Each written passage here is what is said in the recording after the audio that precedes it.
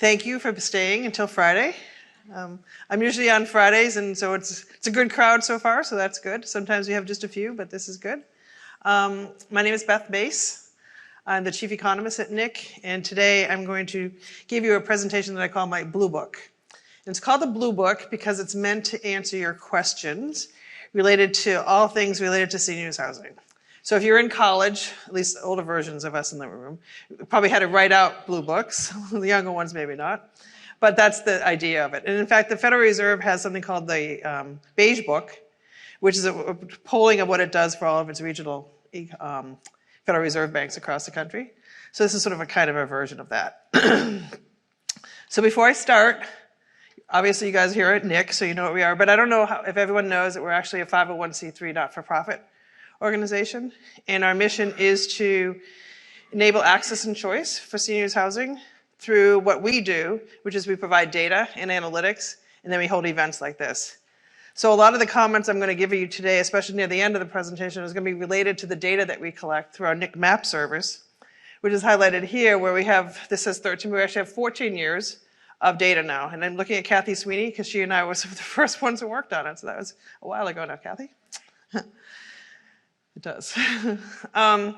So this is before the coronavirus.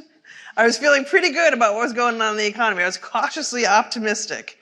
So I'm going to relate my comments to sort of before and then after, because I didn't have time to change the presentation because we had to put it together a few weeks ago.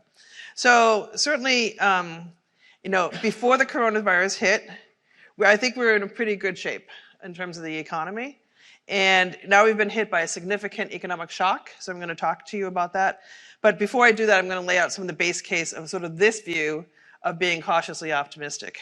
And I think it was John Kennedy and others who said, may we live in interesting times? And boy, this week has been an interesting week, from my point of view, at least as an economist, in terms of what's happened with the coronavirus, what's happened with the markets, what happened with the Federal Reserve. So we'll get into that. And for context, the reason I even want to talk about the economy is because I think that that really does have a significant impact on our sectors, seniors housing. But in addition to that, today I'm going to be talking about demographics. You might all say, well, we always know about demographics, but I'm hoping to give you a little bit different view on demographics. Another big influence is technology.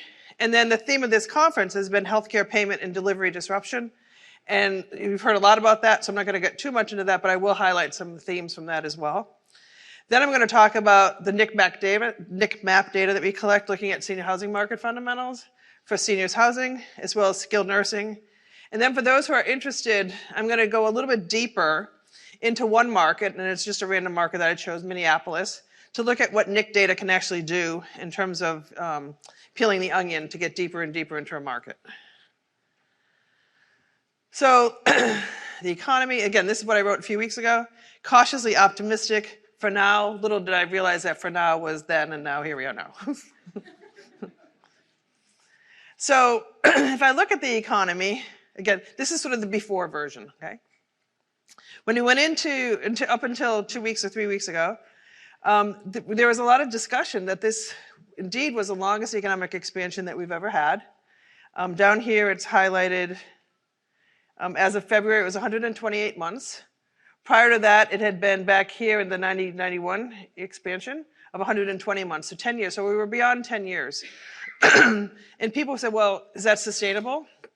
And a colleague of mine from a former job I had, Mike Acton, did an analysis that actually looked at this. We recall that the downturn this time was really significant, and it took us a long time to get back to that pre-recession job peak.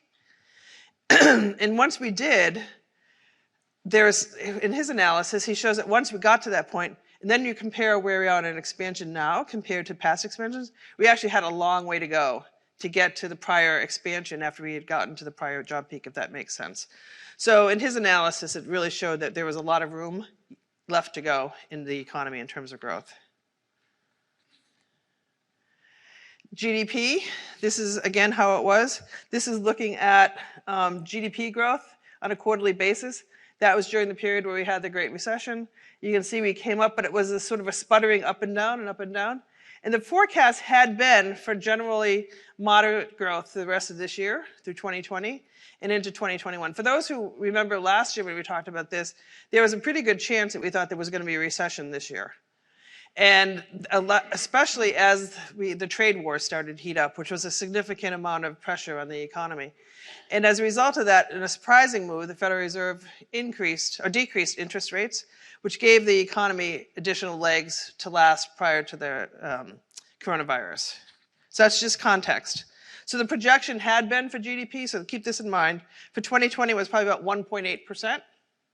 That would have been down from about 2.3% last year. So a slowdown, but still pretty significant growth. Now let's look at this, because this is important. This is the Fed funds rate chart. This is what the Federal Reserve directly controls in terms of interest rates. If you go back in time, this is prior to the last recession. So prior to the last recession, the Fed funds rate was about 5 percentage points.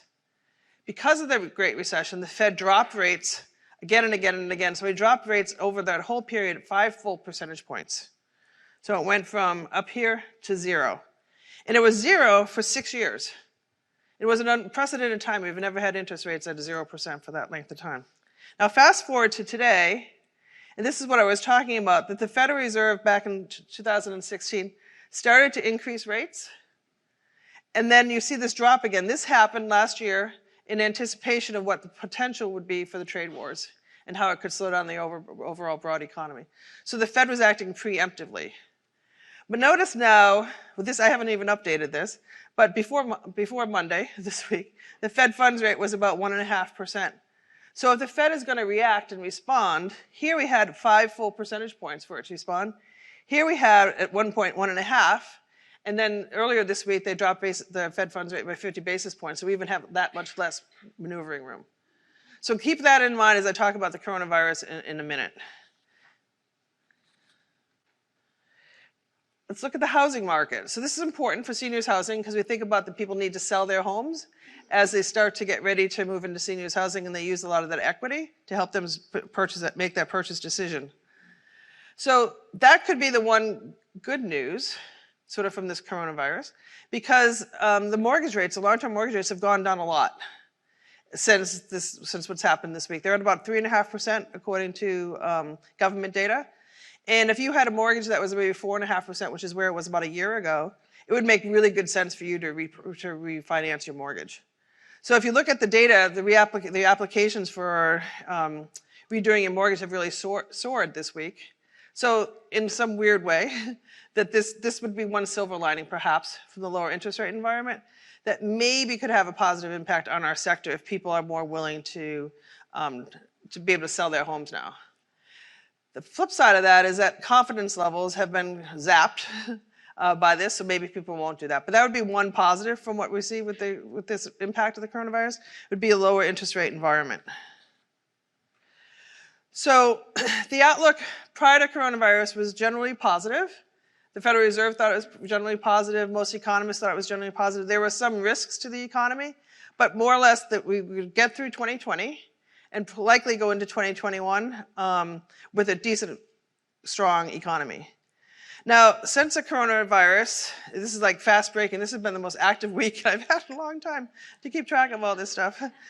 So since then, well, this morning, we had a jobs report for February.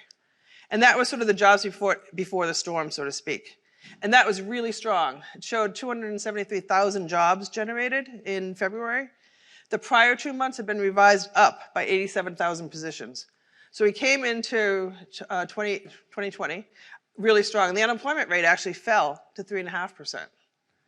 So that's all good from the sense of this economic shock that we're going to feel, because at least we're going into the shock from a place of strength. Now, it's anyone's guess how long this will last, but every day, every minute you look at your phone, there's like another update of some coronavirus outbreak somewhere. So one of the groups that I follow is a group called Capital Economics, and they're looking at 2 possible scenarios from what we know today, okay?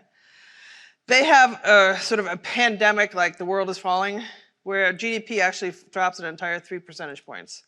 That would be huge, that would be really significant, that would be a really big recession that would have ramifications for all of us. How could that play out? Well, we're already seeing the effects of what's happened in China, how it's trickled through into our economy through the supply chain networks. We've already seen the impact it's had through drop in tourism. We're seeing and hearing about ships that are outside the LA port down here that are empty, or they can't come into port, or there's nothing on them, or the ships that are over in China that have nothing on them, that are sitting there. We know for sure from, I don't know if you've seen it, but there's pictures now and images of sort of the pollution levels over China. And that's actually a good indicator of how much activity goes on or doesn't go on. And the skies actually cleared for like 2 weeks because there was no pollution, because the plants were totally shut down, because people weren't allowed to go to work. And think about that. So people lost their paychecks for 2 or 3 weeks. And that alone has the potential to affect our economy because of all the linkages that we have. So how would that work? I'm not saying this is going to happen, but this is just like a worst case scenario.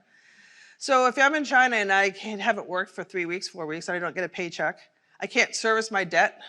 That puts stress on the overall financial system in China. China is one of the largest holders of US debt, our long-term bonds. If they decided that they had to start to sell those bonds, the US bonds, because they had to put liquidity into their market, that could feed through into our bond market and really cause chaos in our bond market. I'm not saying that's going to happen, but that's an example of it. Another ramification of this could be potentially that people get really spooked. And they look at the supply chains that have gone on around the country and around the globe, and they say, I'm not doing this again. I'm done. And so they reduce their globalization, they bring their activity closer to home, and the supply chains, the efficiencies that we've created through globalization could get really harmed. Ultimately, that would lead to a situation of stagflation or minimally inflation, because you wouldn't be going to the lowest cost places to produce goods and services. What we know is that, just this morning in the papers, talking about the impact of this on the airline industry, huge. What would be interesting as we all go home to our various places to see how many people are on planes, or if there's been a lot of empty seats. Maybe we'll get all rows to ourselves this twice. So air transportation. HIMSS conference was canceled next week. So a lot of conferences that are being canceled. That has an impact on all hotels, on accommodation, and think about the convention business and how that ripples through local economies as well. Discretionary spending could be affected pretty significantly if people start to really freak out, especially in public places. What if you don't go to the movies? What if you don't go to dinner? What impact that has by not going out and using retail services? The flip side is we've seen this huge run. I've heard from a few people, like Costco right now can't keep the shelves stocked fast enough. Runs on toilet paper. Runs on water. I don't figure out the water piece because I think our faucets are still going to work.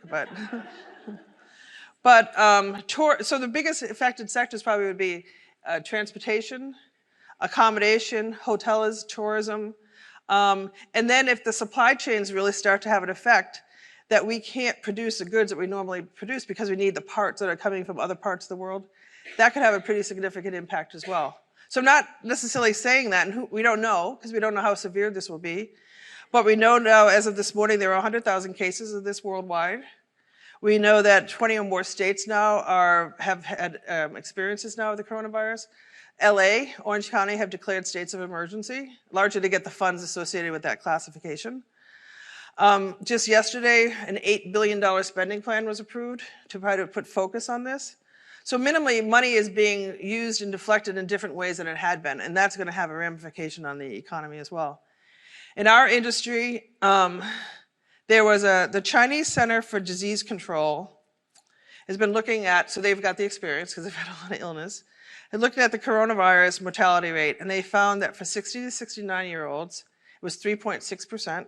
Now, this is Chinese data, so let me just put that as a caveat out there. Sometimes it's accurate, sometimes it's less. 70 to 79-year-olds had a mortality rate of 8%, and 80 plus had a mortality rate in the data that they have of 14.5%. So that puts our industry at risk. And we've seen responses to that.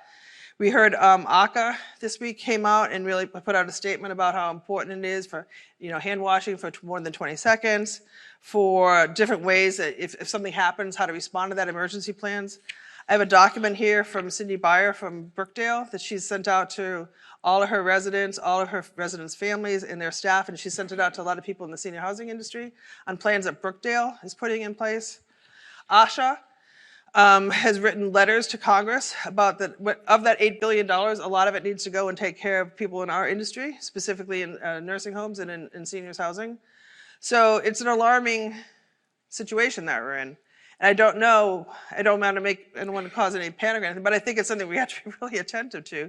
And for those who are operators, we really need to be paying attention to what our systems are in place. Now, I've talked to a lot of operators this week, and everybody, the alarms are raised, and people are doing everything they can to keep people as safe as they possibly can. But it's a concern because of the environments in which we work. So that's the end of that. One other thing I want to say. So in terms of the markets, so the 10-year Treasury has never, ever, ever been below 1%. And this morning, as of 10:43 a.m., it was 0.7%. 0.7%. So for those who follow like the yield curve, that means that the yield curve is inverted, which means that based on the market expectations, recession is imminent. The Dow Jones Industrial peaked at 29,000, and today it was at 25,000. It was almost at the new low point that it hit last week. Crude oil prices down today to $42. A year and a half ago, it was $71. We're seeing a plunge in all commodity prices because there's no demand. People aren't making things, they're not manufacturing. So the factories that have closed in China's the biggest consumer of those raw materials. And that's had a huge impact on oil, on copper, on raw materials. And that's going to feed through the economy too. So part of the reason that we've seen a rush or a downturn in the 10-year Treasury is despite all of that, U.S. is still considered a safe haven. So people pour their money into here because they trust the dollars in the United States more than they trust elsewhere. In Germany, right now, a comparable 10-year Treasury is yielding negative 0.7%. So you're not earning anything, you're paying for the privilege of borrowing money.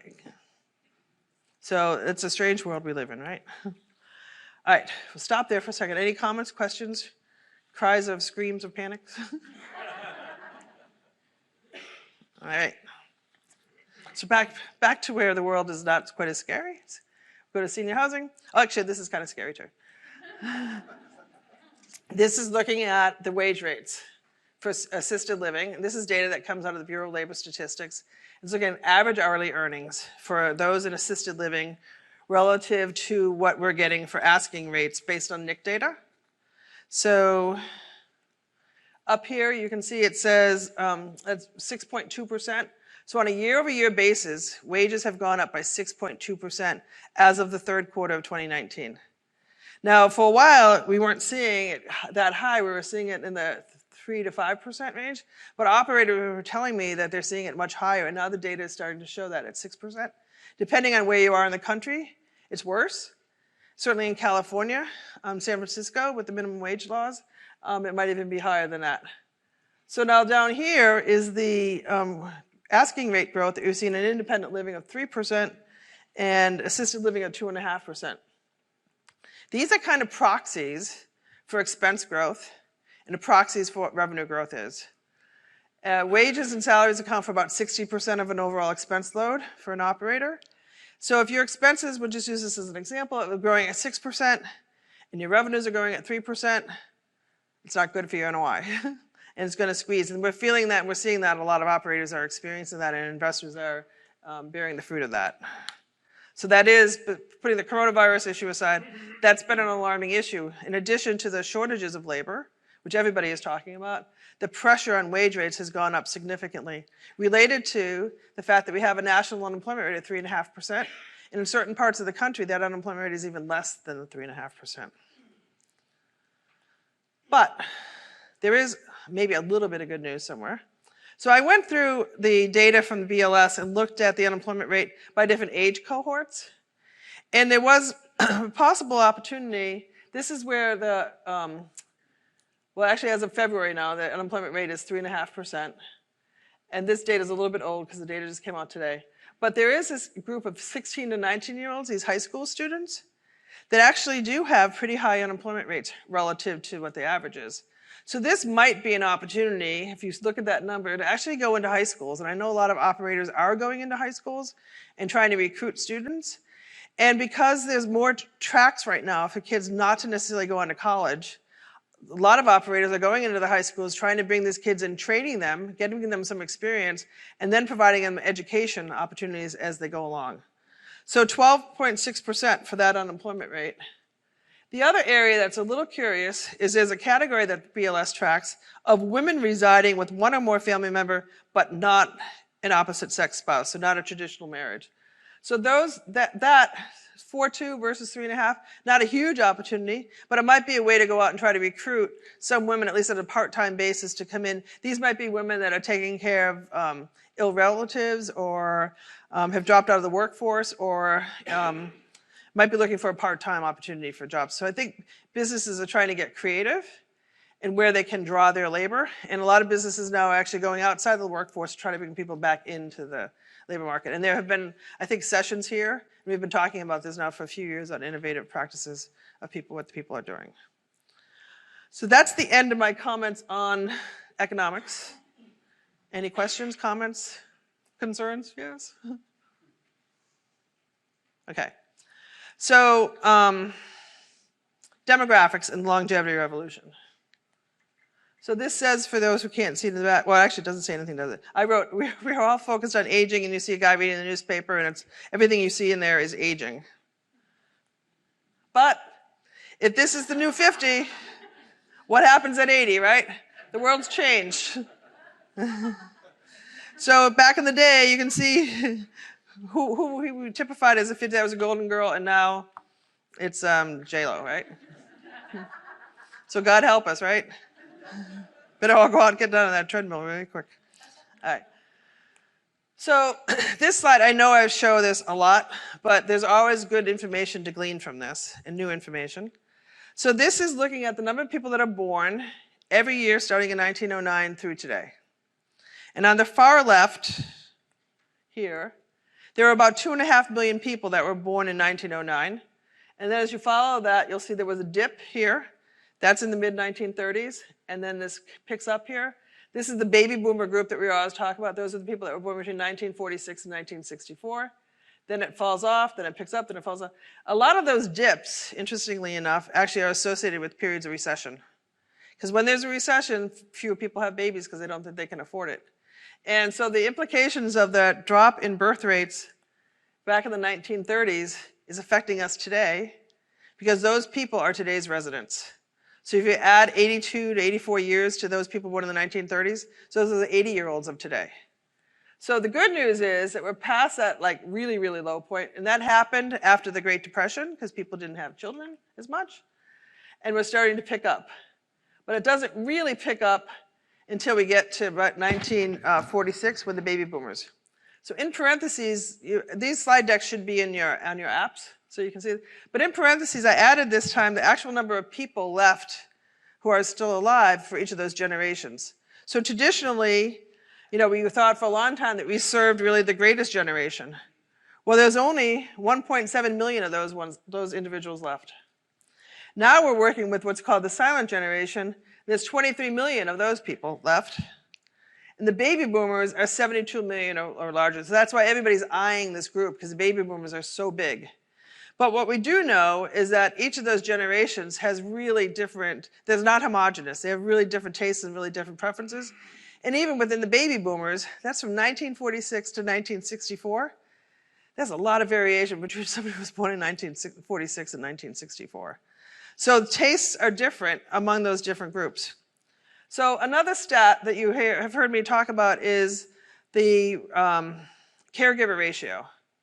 So today, in 2020, there are 7 adult children for every person who's over 80. And an adult child here is considered somebody who's 46 to 64. So they would be the adult children of the residents of today. Now, you can see that in this chart. So these are the adult children now. These are the baby boomers taking care of these people. So there's a lot more of these guys compared to this group. By 2030, that 7-to-1 ratio drops to 4-to-1. And now you can see why that is, because these guys become the children of these guys. So here there are a few, here there are more, here there are a few, here there are more. So there's fewer adult children to take care of. So it's demographics. And as that happens, there's going to be fewer adult children to step up and to take care of their parents.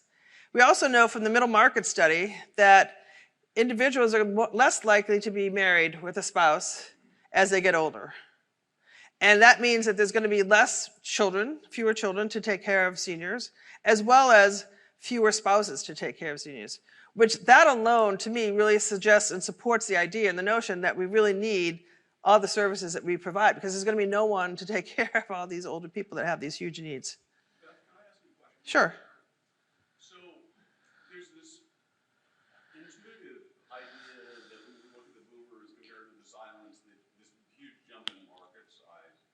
But if we were to look at the sort of, if we were to age and income, if we were to income or an asset qualify, would that level down more? Do you have a sense? Yeah, so the question is, if we often when we look at demographic data, do feasibility studies, we don't just look at the straight demographics. We we income qualify it.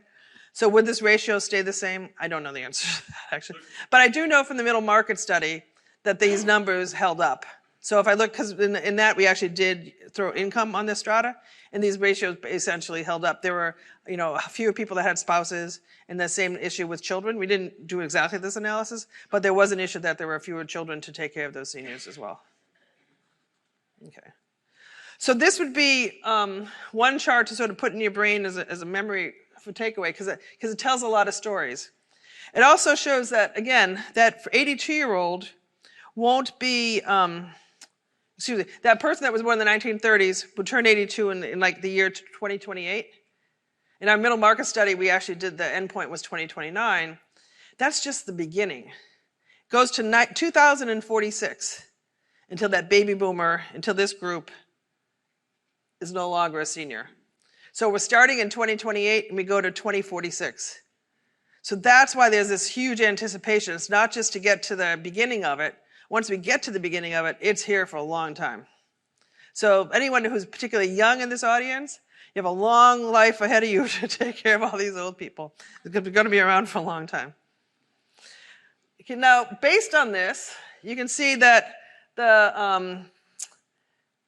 if I fast forward that and I look to see which part of that age cohort is actually the fastest growing, it's the younger group. So I break this chart into 75 to 82, 83 to 87, and then 88 plus. You can do this anyway. You can slice the dice the numbers any way you wanted to. But the greatest growth really is coming from that 75 to 82 group between now and the year 2025. Between those 2 year periods, there's 5.1 million new people that will be between the ages of 75 and 82. That's why you see multifamily developers coming into this sector. That's why you see a lot of active adult interest, because that's the beginning of the baby boomers, and that's trying to figure out the housing that first cohort needs. If you're more traditional senior housing, which is 83 to 87 or 88 plus, you can see there's growth. That blue bar is growing and that yellow bar is growing, but not by the same magnitude. So that 75 to 82 group is growing by 5 million people over the next 5 years. The 83 to 87 is growing by 1 million, so a fifth as much. And the 88 plus is growing by 400,000. So if you're looking nationally and trying to figure out where you're going to put your bets based on demographics, again, it's going to be on the younger cohort. Now, demographics isn't the whole story, but I think it's important to understand the demographics, because there's a lot of people coming in and saying, it's all demographics. Well, if you're really working on seniors housing, it's not quite all demographics, at least yet. So demographics in the longevity revolution. On the right here, you see there's like a wave here. So silver tsunami or silver wave. So Bob Kramer, the former head of NIC, the founder of NIC, really has a problem with the word silver tsunami because it feels negative. It feels bad, right? It's like, oh God, nobody likes a tsunami. So he's been really trying to work to change the language to silver wave. So this isn't a problem. This isn't a negative. It's a positive. And that's true. At least, well, all of us, I'm sure, in this room think that because this is the group that we always work with. And there's a big change. If you change that perception from negative to positive, there's a difference in how you perceive this cohort. The old view of retirement was to go away, disengage, disappear, decline, disconnect, go play golf, don't get involved. The new view is more of engage, enrich, experience, enjoy. And I think that's the case when I'm going out to properties. People want to be more involved. They don't want to just retire and go away. People want to relax and maybe take a little stress out of their lives, but they do want to stay involved and commit and get purpose out of their life. And there's a woman, Lisa Marsh Ryerson from the AARP, and she's starting to change the language of your activities director in your properties to purpose matchmaker. So giving people a reason to want to get up in the morning. And there's lots of studies that show, we see these books all the time, like how to live a life with purpose and so forth. Well, it doesn't go away just when you retire. People are still interested in purpose. And there's a number of studies now that show that when you have purpose, you actually do, in fact, live longer. We had a speaker last year at a NIC talk, a doctor, who did some analysis and found that people can live 3 to 4 years longer when they have, get up in the morning and have some purpose. And I think that is quite true, at least from my experience. So there's in addition to what I was showing earlier in terms of the demographics, each generation is different. So the generation that we're moving towards, from the greatest generation to silent generation to the baby, they have different beliefs, they have different desires. And I know a lot of us are trying to figure out exactly what that desire and what that interest is for that cohort. What are they going to want? We know they're not going to act as their parents did. The baby boomers never have. They've always done something different. And that's certainly going to be the case with seniors housing as well. Okay, another influencing factor is technology. Technology is everywhere in the senior housing world and in the seniors world. There's a group, if you're not familiar with it, called Aging 2.0. And they've taken aging and technology and brought it together. They have chapters around the world of companies that are building technology applications and technology specifically for people who are older and to help people. And they define those into 8 areas. I think it's 8. Engagement, and there's that purpose word again. Financial wellness, mobility and movement, daily living and lifestyle, caregiving, care coordination, brain health, and end of life. And for all of those areas, there's different technologies and different types of research being done. At MIT, there's something called the Age Lab, which is nothing but a group of scientists and professors trying to figure out how they can apply technology as well as they can specifically to aging. I know you can't see this, but this is this is a group called the Gerontechnologist. And they don't have the exact same categories that Aging 2.0 has, but they have a category up here. I know you can't see it, so I'll help you with it. Health, and that would include fall detection, vital sign tracking, medication management, wellness, different wellness techniques, different apps that you wear on your wrist, social and communication, cognitive care. So they've taken those same categories, slightly recategorized them, but there's a lot of interest in this and a lot of apps that are being developed to help all of us manage our properties, to help all of us look at systems of big data interpretation. Increasingly, we're collecting mounds of data that are being put together and being analyzed, and then predictive analytics are coming off of it. So for example, a number of companies now are collecting data on fall rates. And they're tracking how many people fall, when they fall, what time of day do they fall. There are technologies out there to be able to put like an infrared monitor in a person's room, watch their motion, watch their movement.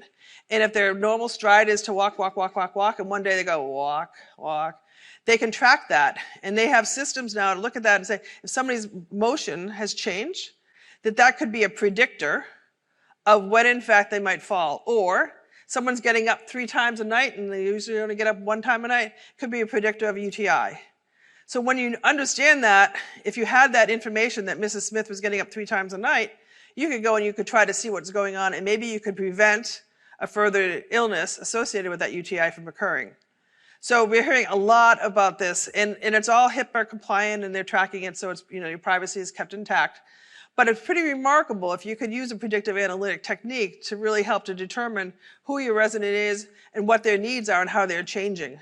Or standing on a floor mat while you're brushing your teeth, a system that's taking blood pressure and measuring your heart rate.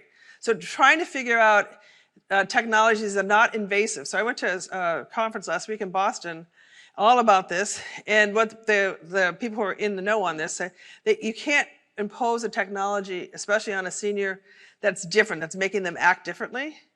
It has to be embedded as part of their normal, natural day that they normally do. So to get them to put on even a watch and say you have to, they might not be so used to that, but something that's completely innocuous, that's tracking their motion, they're not going to know. They might at first resist because of the privacy issue, but once you walk through and talk through that, that might be an application.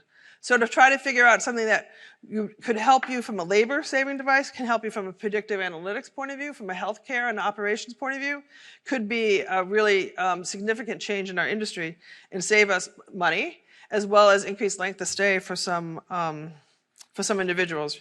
Robotics on the bottom I'm talking about, that seems a little weird and invasive to a lot of people, but in Japan, where the work issues are even more severe than they are in the United States in terms of having few workers, robotics are used pretty heavily from a, it might be offensive to some, maybe not, but from a companion point of view, from a reminder, this is the time to take your medicine. We have Alexa. You've probably all seen that Saturday Night Live story with Alexa on there, right, with the older people, which is pretty funny. But actually, a lot of the uses are pretty helpful for people to be able to talk to their Alexa and say, I wonder if anyone has one in here, and she's going to talk right now. But to use Alexa. So there's lots of cool new technologies, I think, that are being used out there. And a lot of the themes from this conference have shown the big players, Google, Apple, Amazon, are into this market, and they're trying to figure it out. And if you have an entrepreneurial part of your body, and you want to go back and figure out some really cool app that's successful, you'll probably be bought out in a year or two by one of these big players, because they're definitely actively coming into the market. All right, healthcare and delivery. Just for context, remember I'm going through what I think are the big drivers affecting our sector. So economy was the first one, technology we've talked about, and demographics. And the last one is this one, healthcare and delivery models. And this has pretty much been the theme of this entire event this week, this last few days. We've seen, since the Affordable Care Act, we've seen a significant trend to address how healthcare is delivered and the cost of healthcare. And you're seeing the emergence of now cooperation and coordination between Medicare Advantage plans and seniors housing. What was once fee-based, volume-based services are now being consolidated into value-based systems. Their role of the post-acute hospital is significantly changing.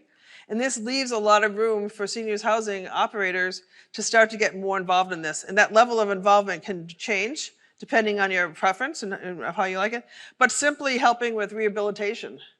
As your resident comes home out of maybe a hospital management, or helping with chronic care and helping with clinical or care needs. So you can sort of get in or out of this as much as you want.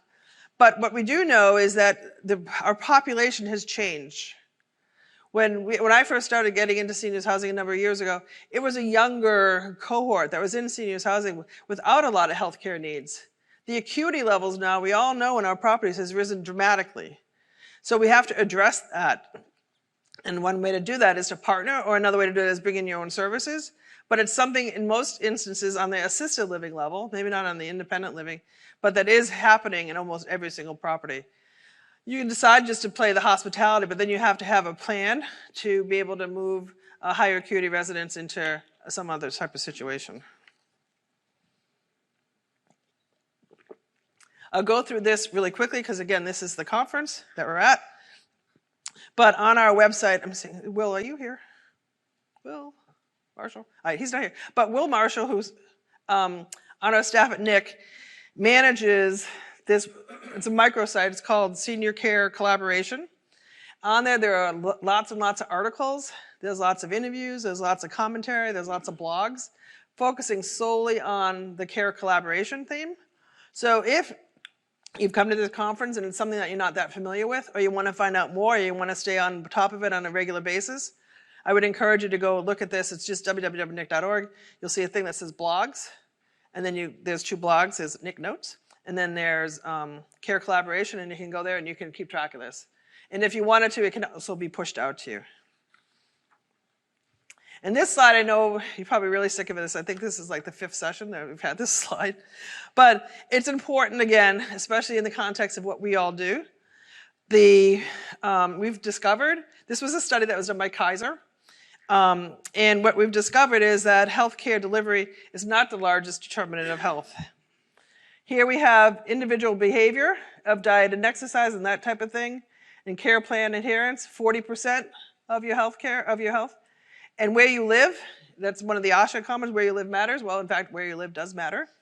And that affects you as well. Genetics and healthcare itself account for about 40%. So increasingly that's being acknowledged and recognized, and as a business, we can start to take advantage of that in the sense of trying to help our residents in terms of their diet, exercise, in terms of where they live, and in terms of behavior that they're exhibiting. All right, so those are the trends. Any questions or comments? Yep. Oh, anyway. Okay, gonna plow through then. Strap on. Got another half hour here. Want to get up and do a stretch or anything? All right. So next up is senior housing market fundamentals. So this is based on NIC data that we had through the 4th quarter of 2019. So some big broad trends here. For context and orient you to the chart, the blue bars here represent inventory growth. The orange bars represent what we call absorption, that's like a demand measure. And the green lines and the gray lines represent occupancy. So a couple takeaways. On the far right is 2019, so the 4 quarters aggregated together for inventory growth and for absorption. And in the 2019, that orange bar is as high as it's ever been. So demand is strong. It's the strongest it's ever been by at least the NIC measurements of demand. Specifically, this is based for the 31 largest geographies in the US, and it's the independent living and assisted living, which includes memory care. So it's what we at NIC call senior housing. So independent living, assisted living, and memory care. Most demand for those 31 largest metro areas that we've ever seen. And if I look at the blue bar, this is interesting in today's context of potential downturn in the economy. The last time we had a downturn in the economy, we saw a significant drop off in inventory growth. And we also saw a significant drop in demand, which caused the occupancy rate to go from in the 90% to about 87%. Now here we are over here today, and in terms of inventory growth, right after the recession, there was very little capital that existed, so very little money went into development. So we saw this big drop in inventory growth here. Post-recession, it started to pick up, and in 2018, we think it hit a peak, at least for assisted living, maybe not for independent living. And we saw a pretty big drop in the overall category of inventory growth in 2019. So demand strong, inventory slowing down, that would be good for market fundamentals if it holds. And the occupancy rate stayed at about 88%. So it's up a little bit from where it was, but at least it started to level off after a number of years of where it was declining. So, yeah. So why do you think the drop off in absorption in GFC? Because a lot of these people move in by obligation, right, not by choice. So is it because we're unable to sell them all? Yeah, so the question is, why did that drop off happen in absorption in during the great financial crisis of the recession? Was largely because of independent living. And independent living is more of a choice-based. Need-based assisted living held up stronger, and in fact, that's good timing because I can show you this chart. So this is looking at independent living, assisted living, and seniors housing.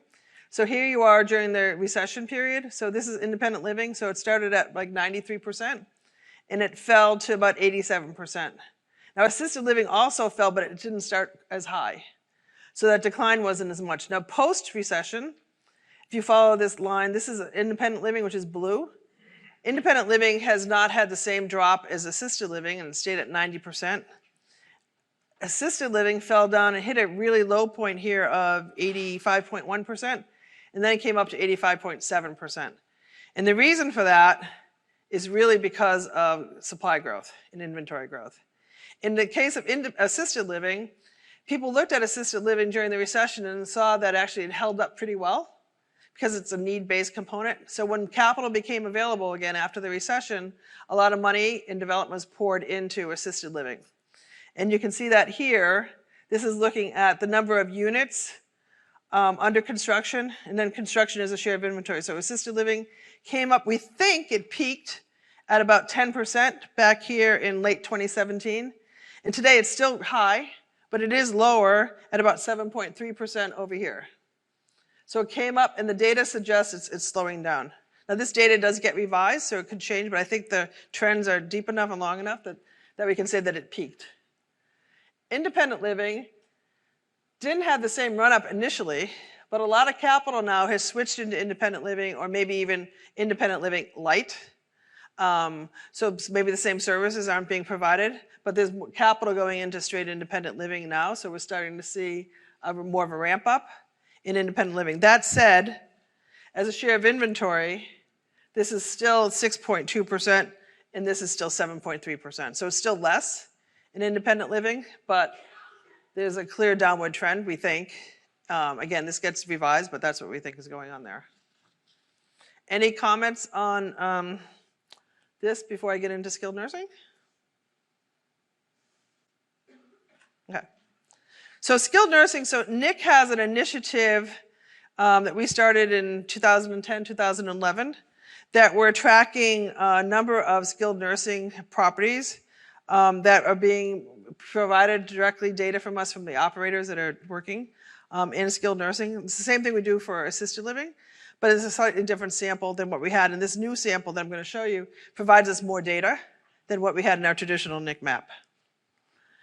So this is showing for skilled nursing different trends that we see in urban areas versus rural areas. And it's showing that back in this period of 2014, the occupancy rates were in the 89%-ish. We had several years then of declines in skilled nursing. At a low point, the blue line here is national, was about 83.1%, and it's picked up. You'll see all these lines are starting to flatten a little bit after years of decline. So we're perceiving this as good news, that at least, while it's not like rising, at least it has stopped its overall decline. When I look at revenue per patient day, this is really interesting because there's 4 major payers of skilled nursing.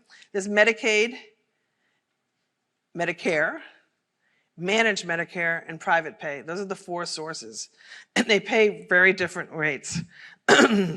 Starting at the top is Medicare, which pays about $500 a day, $523. Medicare Advantage pays about $431 a day. Private pay is $266, and Medicaid is the lowest payer at $214 a day.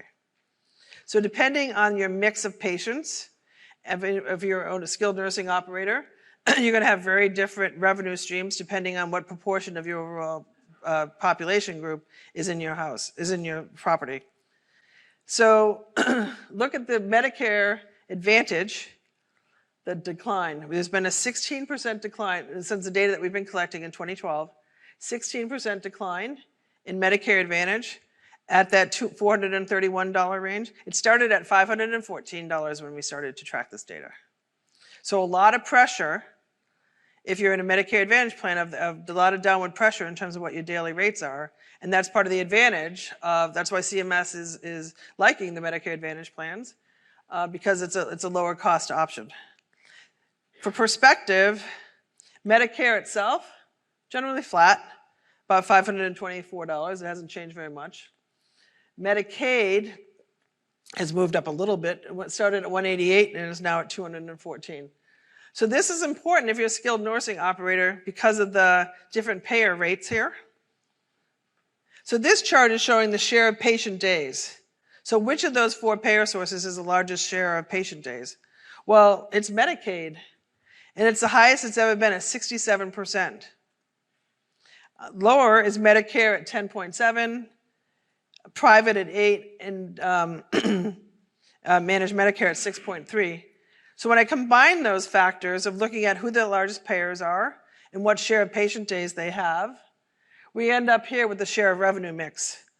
So Medicaid at the top here, because of, again, it has the largest share of the population and it's got the lowest rates, it's the share of the revenue mix is about 51%. That's the highest it's ever been.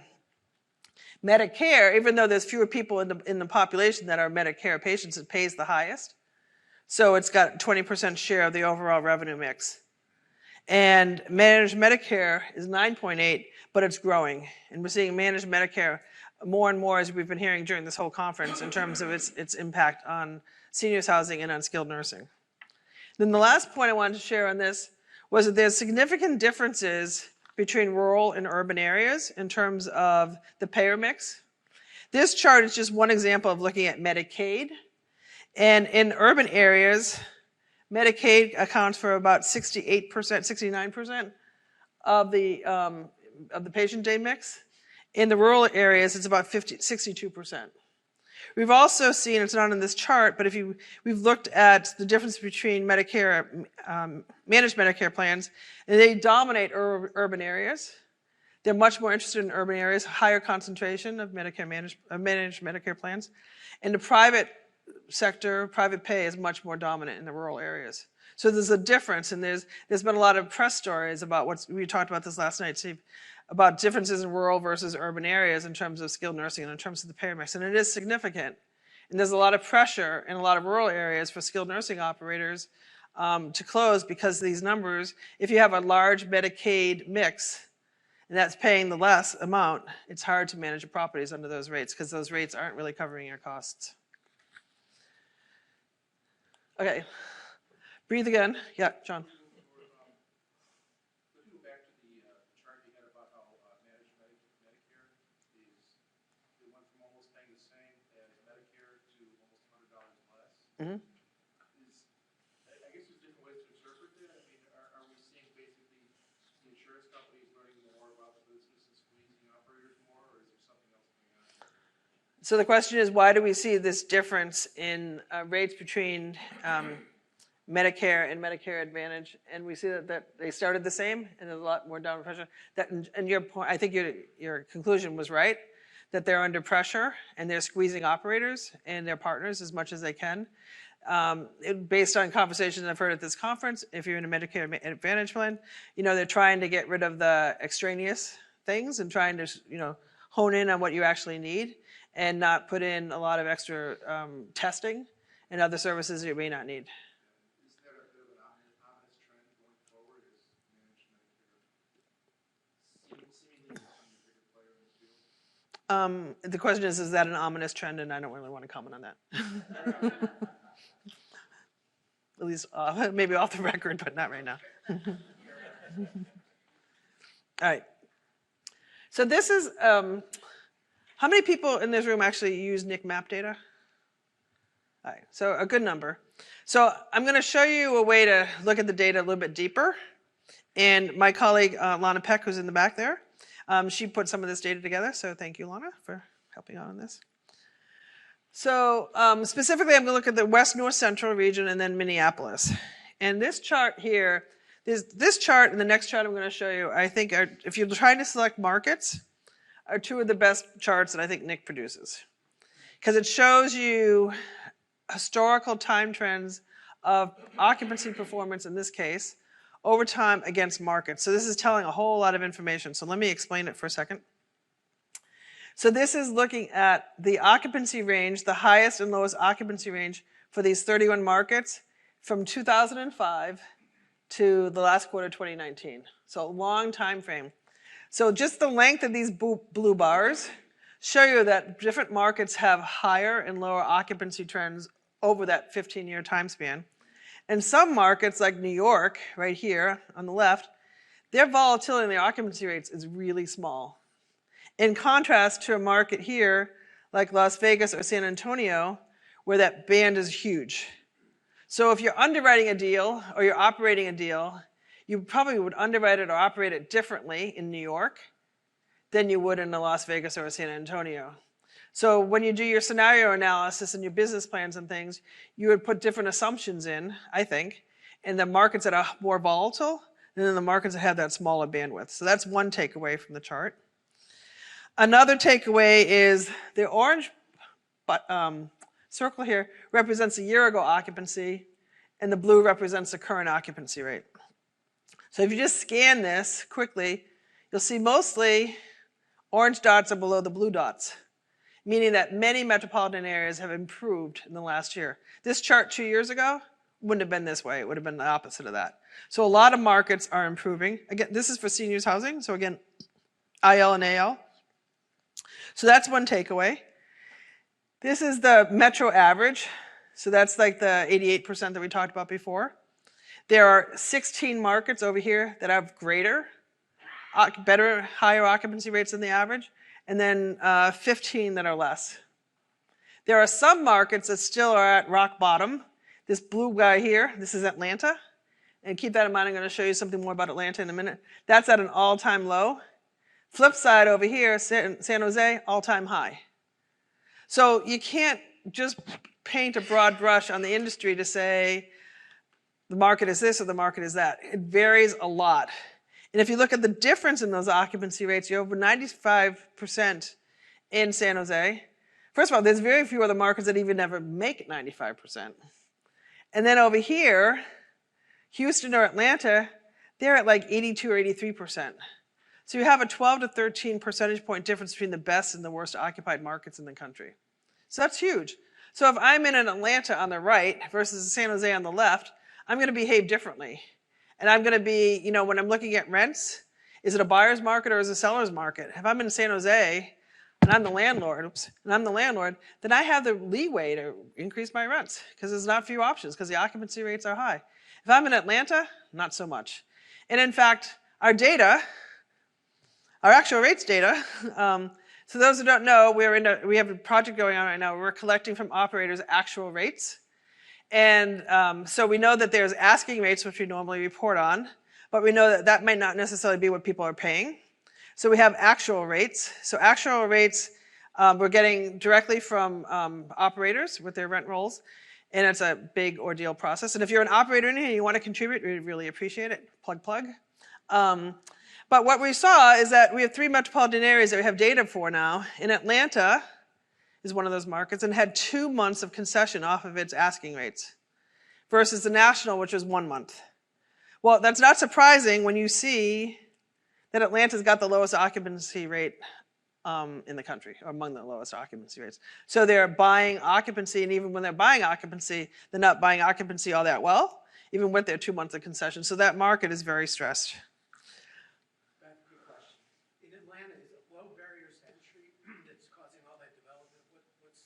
Well, Atlanta is, I would say, a lot of the Southeast, Texas as well, have much lower barriers to entry than, say, a West Coast market like a San Jose. So there is a lot of development that's going on. It's not just for seniors housing, it's for all areas. They're pro-development. They're much more pro-development than is like the Northeast. Easier to get something entitled. And they also are, it's a growth market. It's got a lot of population that's coming into it.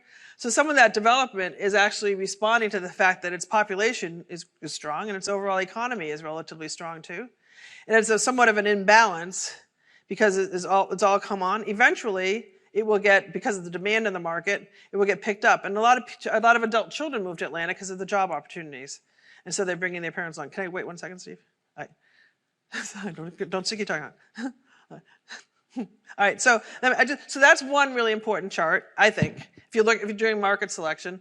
And this chart can be done for all the markets. I'm just showing you the 31. This, I know you can't quite see it in the back, but this is looking at construction. So you need to look at demand, and you need to look at construction, and then you put that together to get the occupancy rates. And this, for orientation, this is looking at construction as a share of inventory. If it's blue, it means there's very little construction activity occurring. The 31 markets are down here on the left. If it's red, it means that up to 22% of your inventory, 22% of your inventory is under construction. So that's a lot. And then if you look, you'll see, first of all, big blue patches in the middle. So that was during the Great Recession again, very little construction that went on across the country. And then as things picked up, 2014, 15, 16, you'll see there are areas that are red. And that means there was a lot of construction. And if I look there's Atlanta. Woo, red, red, red. A lot of red in Atlanta. There are some other markets. Denver, a lot of red. Houston, lots of red. If you go into Texas, always a lot of red markets in the Texas markets. So when I combine that with the prior chart of looking at occupancy and looking at the history of occupancy, and then comparing that with supply, it tells a lot of information. There's those two charts. So if you were to go away with 3 ideas for charts, it would be that demographic chart, and then I think these 2 charts for trying to figure out market selection type concepts. So I did want to focus on Minneapolis for a second. And Minneapolis is right here. And so it was blue, blue, blue, a little bit of red, a little pink, and light blue then at the end. So Minneapolis is a really interesting market. Minneapolis is one of the highest penetration rates in the country. So penetration rate is looking at the amount of inventory relative to the population of relative to households over 75 years of age. 22%, one of the highest in the country. So we're trying to figure it out, quite frankly, of why it has such a high penetration rate. I'm happy for any ideas you have about it. By contrast, the US penetration rate is about 11%. So 11% of households over 75 are in seniors housing. Portland, Oregon, 22%. And then on the low side is Miami, like 7.5%. And New York, which is 4.5%. So very different penetration rates. And what that means is very different levels of acceptance of seniors housing in those markets. So some of it is cultural, I think. Some of it is the dominance of an operator. Some of it is the reputation of an operator. Some of it is the concentration of not-for-profits. So there's a host of factors in it. We're trying to do research on this because I get this question all the time. So it's interesting. So at its peak, construction in Minneapolis was about 10%. Yet its occupancy rate, which is, its occupancy rate, it's right here. Its occupancy rate didn't vary very much, and it's the 6th highest occupied market in the country, and it has been. So high penetration rate, high occupancy rate, moderate levels of construction, tapered off more now. So what's going on there? I don't have the full answer. So if you have some ideas, pass them up. All right. So then, as a comparison, again, this part is just illustrative of what you can do with the NIC MAP data, or what we can help you do if you want us to. And so this is looking at by region. So most of the time we've been talking about by the nation. This is by region, and this specifically is looking at the 6 metropolitan areas, the largest 6 metropolitan areas that we track in the West North Central region. So in the case, again, we're focusing on Minneapolis. I know you can't see this too well in the back, but Minneapolis is the largest market in the West North Central. It's got the 6th highest occupancy rate among those 31. It's got moderate construction activity. Again, high penetration rates, and it's relatively affordable. But a couple takeaways on the West North Central, more broadly, this is the national rate is 87.9%. Every market except Kansas City, which had a construction boom a while ago, every market is higher than the national average of the West North Central region. Interesting. This is looking at within the West North Central, specifically, have you ever wondered which does better, for-profit or not-for-profit properties? We can help you. So not-for-profit properties you can see here, for-profit here, not-for-profit in this column. And what we know is that for-profit takes up a much bigger share. It's about 75% of the overall number of properties, about 61% of the overall inventory. And the for-profits have lower occupancy rates, higher rents, weaker rent growth, and greater penetration. So that's interesting, because we get that question sometimes. Payment types, which you can dig through our data too. Entrance fee versus for rent. Much more rental than entrance fee. But what we find is that entrance fee, which would mostly be the CCRCs, have higher occupancy rates, lower rents, higher rate growth, and lower penetration. So I don't know if there's any key takeaways or nuggets out of that, but you can look at this for your own markets to see if you can glean any insights from that. And then the last chart I want to show you is this. We track from the Bureau of Labor Statistics all the occupations that are relevant to our sectors. Among them is nursing assistants. And from the data that we get from BLS, we can see that specifically in this instance, for nursing assistants, the average wage rate at the national level is about $29,000. For the state of Minnesota, it's about $33,000. And Minneapolis and St. Cloud have higher rates than both national and Minnesota. And this market, Mankato, is lower than that. So this is important to use or to give you a benchmark if you're trying to do underwriting of properties or you're trying to do a business plan and you're in multiple states or multiple geographies. You have a sense here that if you're working in Minneapolis, get ready, you're going to be paying more than you would be at the national level. And you're going to be paying more than you would for this specific occupation than you would in the state. And if you did this for markets on the coasts, you'd find that differential is even higher. And if you did it for markets that are in less expensive areas, you'd see that was different too. So I know operators and investors use this data when they underwrite it, when they look at a deal.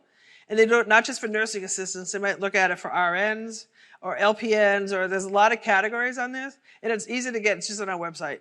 And so Dan Rainey back there, shout out today, he put all this data together and made a really good, easy to use tool for all of us in this room. Okay, I think that would be the end, except to tell you that our next client webinar is April 16th. So, okay, we have like 10, 15 minutes, or I guess we have 8 minutes. Any questions? Steve? So the chart with the bars on it, if you were to perhaps normalize that by taking out any buildings that are still in a build-up mode, so buildings that say a year old or have stable occupancy, how much would that change if at all? Well, probably a fair amount, because so in this chart, this chart's looking at the difference between stabilized and total occupancy. So by NIC definitions, stabilized is a property that's been open for 2 years or has already hit 95% occupancy.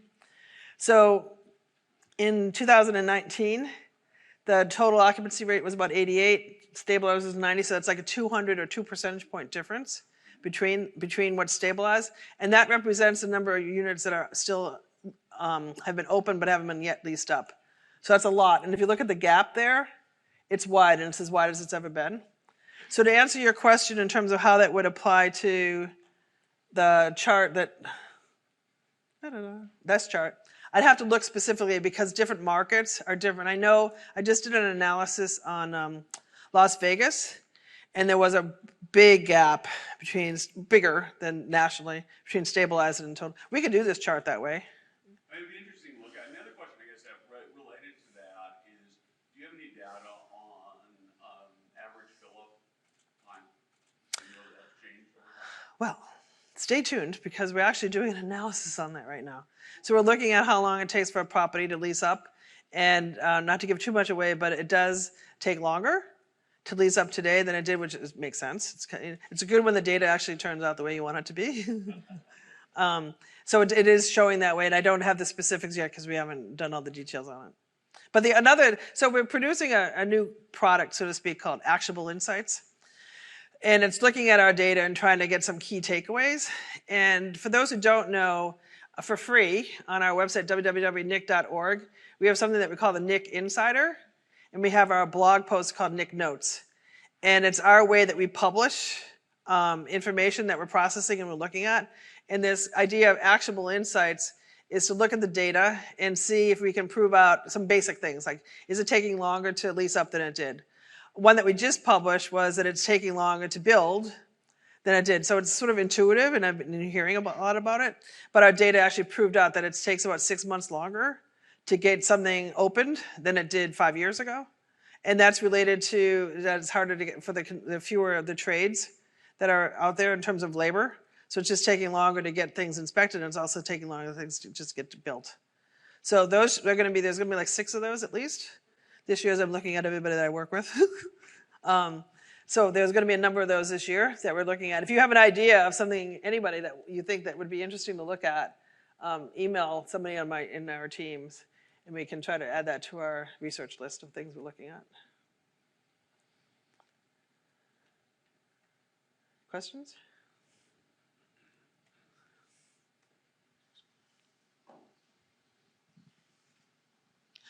Sorry, I'm a student from USC, so correct me if I'm wrong. So what I understanding why the occupancy rate will be so stable in New York is because they have have to prove the demand when they build the senior housing. And will you think that will be the trend for other states or metropolitans? The question is, as people are constructing and building, that they have to create that demand has to be there. Yeah. Yes, so for sure, because if you don't have the sufficient demand, that's why you see the different performances. So in the case of Atlanta, there's been more built than there has been demand. And in time, presumably and hopefully, those units will get leased up. But in a market like Atlanta, you would think that there'll be distressed sales in any of those markets that are seeing low occupancy rates, because I'm sure that nobody underwrote their deals. I'm looking at people that underwrite deals in the audience. I'm sure that they didn't underwrite a deal to stabilize at 83% if they had a deal in Atlanta. Most people are stabilizing deals at, very ambitiously, in my view, at 95% or 94%. And that chart shows that there's very few markets that stabilize at 95%. Now, that's not to say, we did this other analysis recently that looked at the distribution of occupancy by property. On our website, you can get a metropolitan area report, and in it shows you the occupancy rate, but it shows you the distribution of those properties in those markets. And I did this for Las Vegas. And while that occupancy might be low, despite that, there are a number of properties that actually had really good occupancy rates, 95, because the numbers we're reporting to you are average numbers. And if you look at, we also report median. And if you look at the difference between average and median, it's going to give you a sense of the distribution, but we also actually have charts that show that. So while I say, Atlanta's going to have distressed properties, if I look at the distribution, there are a number of properties that are way below 85% occupied. And at some point, if you underwrote a deal at 95%, but it's competition so strong and it's at 85%, you're not going to make it. So there are markets like that, and there are definitely properties that are like that. But the flip side is that there are, even though those occupancy rates are 85, there are properties in those markets that are doing pretty well. Can you wait for the mic? Thanks. Yep. So Minneapolis happens to be a place that I know well because both my grandmothers lived there. Perfect. It's the Mississippi River goes right through that metropolitan area, and there are a number of freeways that go through it as well.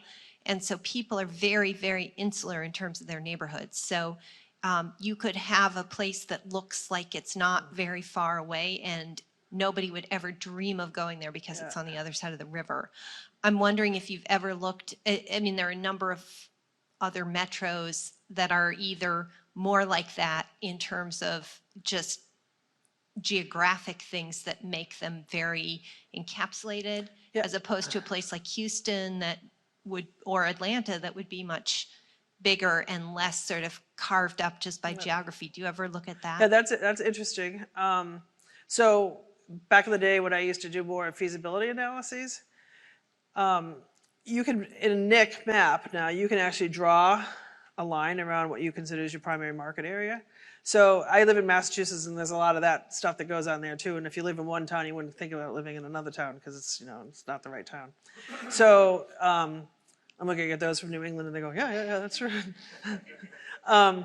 So when we used to do analyses, we would know that if you're in the ground, you know that somebody from a certain town won't want to live in another town. So you have the ability to actually do that and to do a primary market area based on a natural boundary or based on a sociological boundary. And you can do that in our data to get a sense of like the supply and demand, and that would be helpful. I didn't know that about Minneapolis, so that's good. Thanks. Did that answer your question? Okay. Yeah.